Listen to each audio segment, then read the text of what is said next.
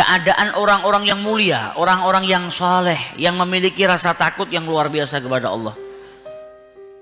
Nah, membaca sejarah mereka atau kisah-kisah mereka, bagaimana mereka memiliki rasa takut ini sebetulnya bisa menyadarkan kita. Mereka ini yang punya ibadah luar biasa, yang taatnya sama Allah luar biasa, masih takut sama Allah dengan ketakutan yang luar biasa. Justru semakin saleh seseorang itu, maka semakin besar rasa takutnya kepada Allah Subhanahu wa taala. Bahkan sampai dalam Al-Qur'an kan disebutkan oleh Allah Subhanahu wa taala tentang kriterianya seorang ulama. Alladzina yakhshallahu min ibadihi al-ulama. Jadi punya rasa takut yang luar biasa. Gak mau melanggar perintahnya Allah, menjauhin larangannya Allah Subhanahu wa taala. Ada yang ketika datang waktu sholat wudu wajahnya pucat. Pucatnya mungkin bahkan melebihi daripada orang-orang yang sedang sakit. Ketika ditanya, kenapa engkau ini selalu pucat ketika mendengar azan, ketika berwudu? Maka dijawab oleh beliau apa? Apakah engkau tahu saya ini akan menghadap ke siapa? Setiap orang yang punya salah itu kalau menghadap kepada seorang hakim itu pasti takut kepucatan. Wajahnya pucat, merasa takut karena hendak berdiri di hadapan sang hakim, diadili atas perbuatan salahnya. Dan saat ini saya akan berdiri berhadapan, bermuajahah dengan yang maha agung yang menciptakan saya, yaitu Allah Subhanahu wa ta'ala. Sedangkan manusia itu nggak pernah luput daripada perbuatan salah. Jadi rasa takut datang karena apa? Hendak berhadapan dengan Allah Subhanahu wa ta'ala. Makanya merasa takut yang luar biasa sampai wajahnya itu pucat bagaikan buah semangka yang belum matang. Nah, kalau mau sholat saja ketakutan yang bersemayam di hatinya seperti itu, maka ketika sholat dia pasti bisa melakukan dalam keadaan khusyuk. Karena sebelum sholat saja sudah terkontrol dirinya, sudah memiliki rasa takut yang luar biasa. Sebaliknya orang-orang yang nggak takut sama Allah Subhanahu wa ta'ala, oleh karena itu Al-Imam Ali bin Abi Thalib menjelaskan kepada kita, orang yang di luar sholatnya selalu dalam keadaan takut kepada Allah Subhanahu wa ta'ala, maka di dalam sholatnya dipastikan dia dalam keadaan takut kepada Allah. Yang takut kepada Allah bisa sholat dalam keadaan khusyuk. Ketika beliau ditanya caranya sholat khusyuk ini bagaimana, maka beliau jelaskan takut kepada Allah di luar sholat itu menjadikan orang sholatnya khusyuk. Kalau di luar sholat selalu dalam keadaan sadar dia diawasi oleh Allah, merasa takut dengan Allah, dia jaga dirinya untuk tidak bermaksiat, dia jaga dirinya untuk mengamalkan apa yang diperintahkan oleh Allah Subhanahu wa ta'ala, ya sholatnya insya Allah dalam keadaan khusyuk. Sehingga dikatakan oleh Bakar bin Abdullah Al-Muzni, man ata al-khati'ah wa huwa yadhak dakhalan nar wa huwa yabki.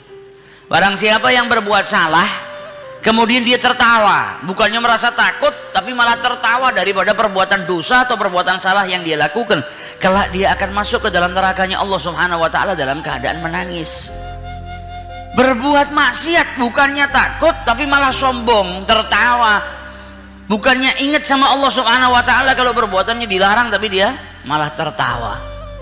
Nah, ini orang-orang yang seperti ini bahaya. Sikapnya seperti itu bisa mendatangkan siksa daripada Allah Subhanahu wa ta'ala.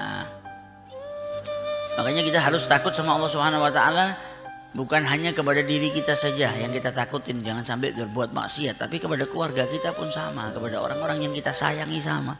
Kalau ada keluarga kita yang berbuat maksiat, kita harus merasa takut, jangan sampai keluarga kita nanti mendapatkan siksa daripada Allah. Kita juga harus merasa takut, jangan sampai anak-anak kita itu terjerumus ke dalam siksanya Allah Ta'ala. Terkadang ada orang tua merasa takut kalau anaknya naik sepeda motor sendiri. Saya takut nanti kalau kecelakaan di jalan, tapi nggak pernah takut kalau anaknya itu berbuat buruk yang nanti mendatangkan siksa dari Allah lebih pedih daripada apa yang kau takutkan ketika anakmu naik sepeda motor. Kenapa anakmu naik sepeda motor kau takut? Saya takut kecelakaan. Kalau anakmu berbuat maksiat, ada yang lebih menyakitkan daripada kecelakaan. Karena ketika orang disiksa, kalau di akhirnya Allah, penyiksaan itu nggak bisa bikin dia mati. Kalau di dunia ada orang merasa kesakitan, bisa meninggal dunia, dan itu kita takutin. Tapi ada siksaan yang ketika orang itu disiksa sama Allah Subhanahu wa taala, dia nggak mati ketika disiksa di akhiratnya Allah Subhanahu wa taala. Nah, jadi harus imbang. Sebagaimana kita khawatir keluarga kita, anak-anak kita merasa takut kalau mereka itu tertimpa musibah atau celaka dan lain sebagainya, kita juga harus merasa takut kalau mereka mendapatkan siksa daripada Allah Subhanahu wa taala atas perbuatan-perbuatan dosa yang mereka lakukan. Jadi jangan kita diamkan, tapi kita ingatkan, kita keluarkan mereka daripada perbuatan-perbuatan buruk yang mendatangkan murkanya Allah Subhanahu wa taala. Dan Syekh Muhammad Mutawalli Sya'rawi beliau menjelaskan kepada kita, kematian itu sunnatullah. Siapapun pasti akan mati. Ada kehidupan, ada kematian. Jadi kematian itu bukan musibah. Kita ditinggal mati orang yang kita cintai, bukan musibah, karena itu sunnatullah, pasti terjadi. Mau orang itu kau cintai, tidak kau cintai, adanya perjumpaan pasti ada perpisahan. Mau itu keluargamu, mau itu sahabatmu, mau itu ayahnya siapapun di muka bumi ini, atau ibunya siapapun di muka bumi ini, pasti akan meninggal. Dan adanya musibah di alam semesta ini, mau bencana, mau itu banjir, maka itu musibah-musibah yang dijelaskan oleh beliau itu bukan musibah yang besar. Tapi musibah yang besar adalah matinya hatimu dari rasa takut kepada Allah Subhanahu wa taala, sedangkan engkau masih hidup di muka bumi ini. Engkau hidup tapi nggak punya rasa takut kepada Allah. Rasa takutmu kepada Allah itu sudah mati. Ini musibah besar. Karena ketika engkau tidak memiliki rasa takut kepada Allah Subhanahu wa taala, engkau akan melanggar perintahnya. Engkau tidak mengerjakan apa yang diperintahkan oleh Allah Subhanahu wa taala, engkau akan melanggar perbuatan yang dilarang oleh Allah Subhanahu wa taala. Ini yang butuh kita tanamkan dalam diri kita, rasa takut, rasa cinta kepada Allah dan Rasulnya. Karena orang kalau sudah hatinya penuh dengan cinta kepada Allah dan Rasulnya, cinta tadi juga akan menjadikan dia takut. Cinta tadi akan menjadikan dirinya mencintai apapun yang diperintahkan untuk mencintai, dan membenci apapun yang diperintahkan oleh Allah Subhanahu wa taala untuk dibenci.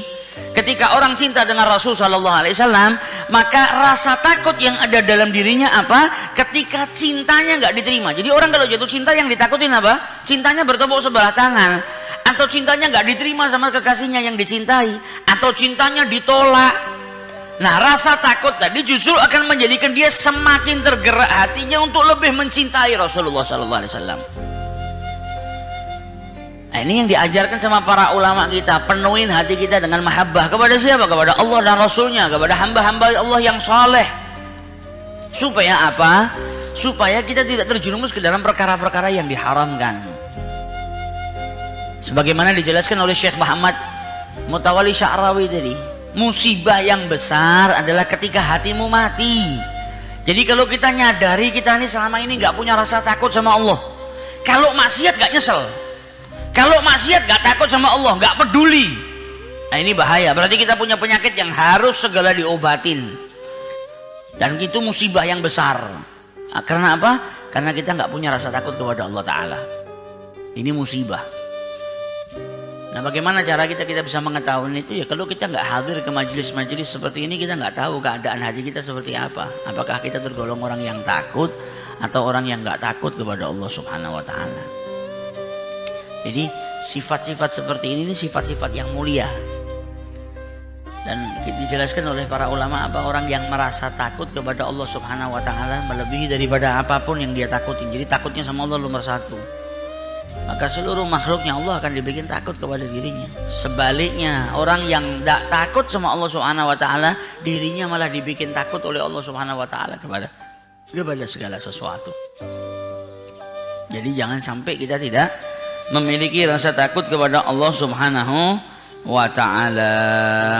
Wa qala Ahmad bin Hanbal, Al-Imam Ahmad bin Hanbal berkata, al-khawfu yamna'uni min akli ta'am wasyarab fama ashtahi. Kata beliau apa? Rasa takut kepada Allah Subhanahu wa taala ini sampai menjadikanku tidak punya nafsu makan dan minum. Orang yang punya rasa takut kepada Allah Subhanahu wa taala akan sibuk memperbaiki dirinya. Sibuk memperbaiki kesalahannya dengan bertobat kepada Allah Subhanahu wa taala, sampai terkadang nafsu makan, minum ini enggak ada. Karena apa? Takut. Sama kayak kita kalau takut kepada sesuatu.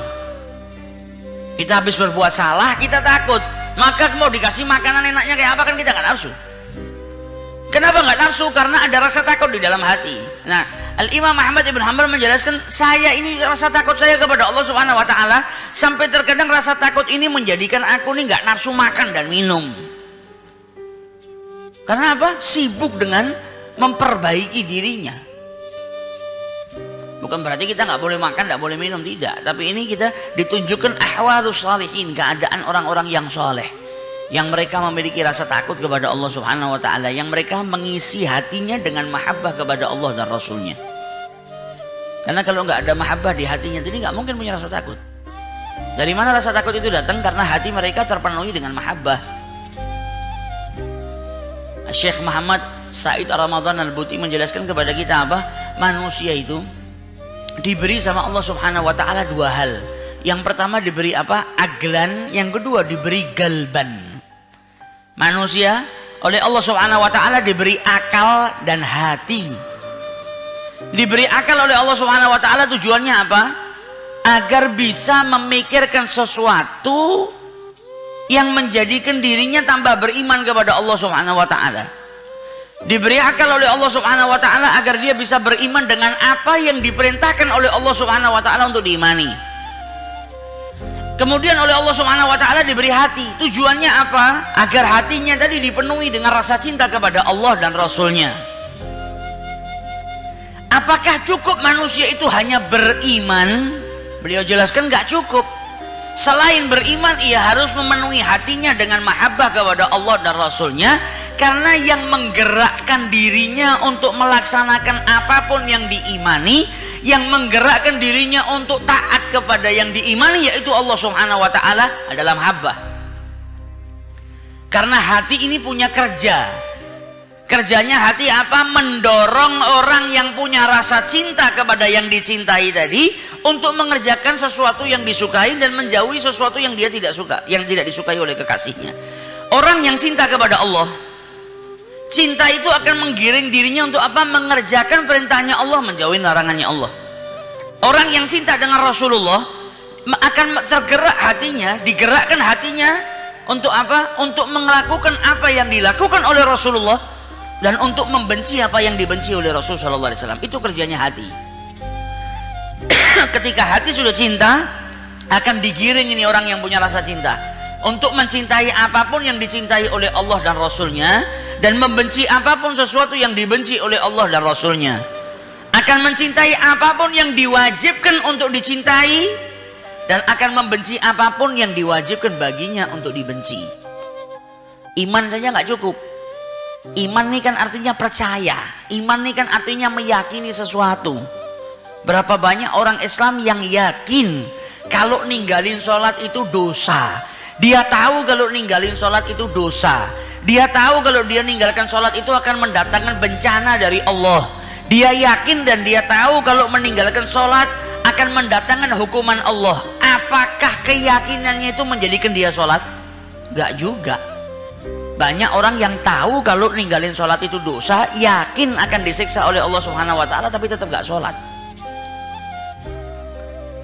Tapi kalau orang tersebut tadi bukan hanya sekedar beriman, namun hatinya diisi oleh mahabbah yang jadikan dia melaksanakan sholat, akan mengerjakan perintahnya Allah, jauhin larangannya Allah.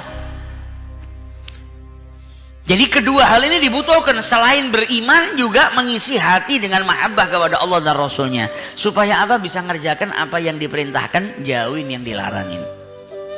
Contoh, ada orang kena penyakit diabetes lah, atau darah tinggi. Dia tahu makanan ini kalau saya makan menjadikan saya bahaya, saya bisa mati gara-gara makanan ini.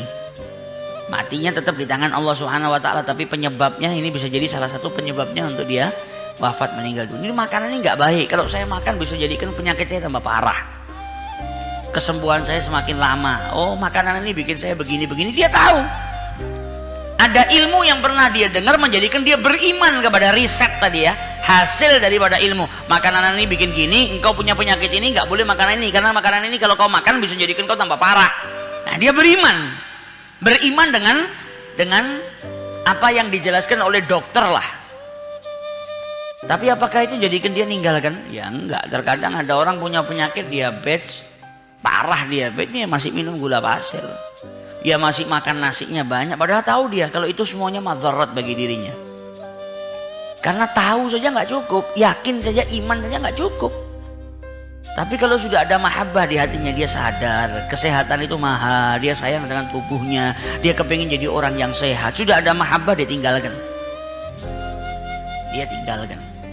Begitu juga dengan kita, diberi akal sama Allah Subhanahu wa taala, kemudian diberi hati sama Allah Subhanahu wa taala, karena hati ini nggak bisa dicampurkan antara mahabbah kepada Allah dan Rasulnya dengan hubbud dunia, dengan hubbus syahwat, nggak bisa.